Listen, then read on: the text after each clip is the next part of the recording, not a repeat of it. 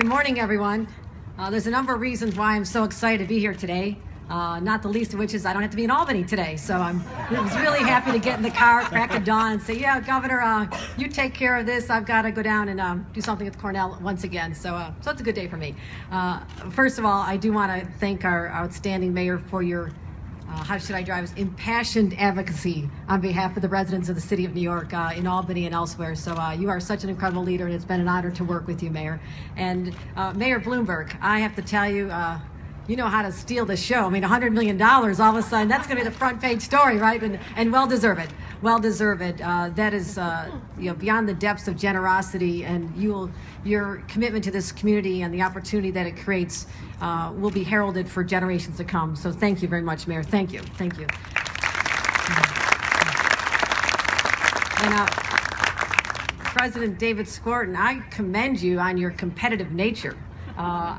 The thought of possibly losing this to Stanford University was something none of us could tolerate. So I am so glad you made those thousands of calls and lobby and everything. It's just a matter of personal pride as a New Yorker. We couldn't have that. So I'm so delighted to know that you conquered all, you vanquished any competitors, and here we are today.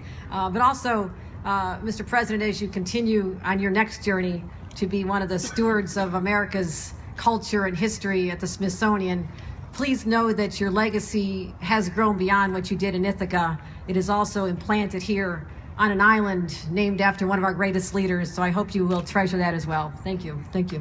And Chairman Harrison, seems like we see each other every other day in our business. And thank you for your leadership. And certainly, Dean, it's been fantastic to be here. And I did speak at the 150th, so if you let me think back 150 years once again, I do know that at that time, the concept that Cornell put forward really reimagined education in society. It was the first non-sectarian school. It was the first school that became inclusive of minorities and women. So they really were on the cutting edge 150 years ago. Today we stand on a similar threshold where we have an institution that was built on agriculture and technology right here in what will be the center of technology in our country in a very short matter of years, but also breaking down the concern of the commercialization of academia. I think there's always been a thought that academia is over here, job creation, commercialization is over here, and never the twain shall meet. The way we can get ahead, and Governor Cuomo recognized this when he created the Regional Economic Development Councils 4 years ago and put the decisions from a community in the hands of leaders like President Skorton, who served as co-chair in the Ethic area. He has said we need the leaders of academia partnered with business to figure out how to create jobs to their individual regions. So this, what we're doing here today, ties in so beautifully with the governor's vision, with all of your vision as well. So as New Yorkers, we all truly benefit from that. As you mentioned, we're all a little bit competitive here. We talk about the number of technology workers. New York is number 3 in the nation. Now, some would say, the other 47 say, that's pretty enviable. I say we go after number 1 and 2. It's California and Texas, and we're coming after you. I want to make sure that this is the center of technology job creation, and it starts here right now on this island. Let's do it. And let me tell you why that's so important very briefly.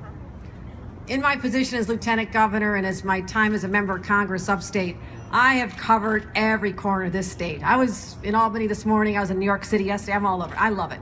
But it gives me a fascinating insight into areas and regions that perhaps some of you don't have the privilege to visit. And areas not far from Ithaca, rural areas. I toured an advanced manufacturing facility in rural Ontario County, and there were 100 job openings posted on the wall for technology jobs, 100 job openings. And I said, how can that be? And they said there is such a shortage of workers in the technology fields, it takes us 18 months to find a PhD and recruit them to very good paying jobs in upstate New York. That's what I've seen all over. It ends here with this institution. This will be the feeder of the pool of talent that New York State needs, not just in this city, but all over to step into those jobs that are going unfilled. Because as we encourage more startups, and the governor's Startup New York program is one of the reasons why New York State is moving ahead of California, because we're creating incentives, we're competing at a level like no other. We want to make sure as startups come here and the current businesses grow, they need the employees, the talent to fill them, or we lose out. So today, as I mentioned, this is the start of a new beginning. We will have the talent to be able to step into these great paying jobs, and many of them pay over $100,000. But in closing, let me mention people sometimes we feel have not benefited from opportunities like this. As I mentioned, I was here yesterday. I stood with scores of fast food workers who somehow eke out an existence barely making $8.50 an hour. I stood with a young man named Jarrell Ware, 34 years old, still living with his mom and dad, and I told him, I feel really bad for your mom and dad. I hope you get a job. But he says, I wish I had other opportunities. Now just think what his future would have looked like if he had had the advantage of going to Brooklyn P-Tech, the pathways, the technology through education, college, high school. If he had had that opportunity to get a college degree while he was still a high school student, he could have, in 2 years, been one of the first students right here, and he could have been on his way to a much brighter future. Those are the people we also have to make sure are not left behind, because there are opportunities for everyone in this field, and this is the beginning of spreading that opportunity to every New Yorker, which is exactly what Governor Cuomo wants to see happen. Thank you very much. It's my honor to be here.